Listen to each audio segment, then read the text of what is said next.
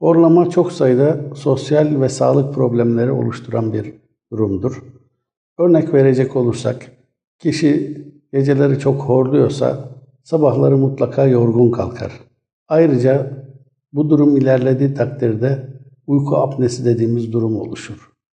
Kişiler sabahları çok yorgun kalkar, dikkatsizlik oluşur. Buna bağlı olarak iş kazaları ve trafik kazaları oluşur. Cinsel isteksizlik olur, şiddetli baş ağrısı gelişebilir. Yine hipertansiyon ve kalp hastalıklarına meyil artar. Bu şekilde çok sayıda horlamayla alakalı sosyal ve sağlık problemleri meydana gelebilir.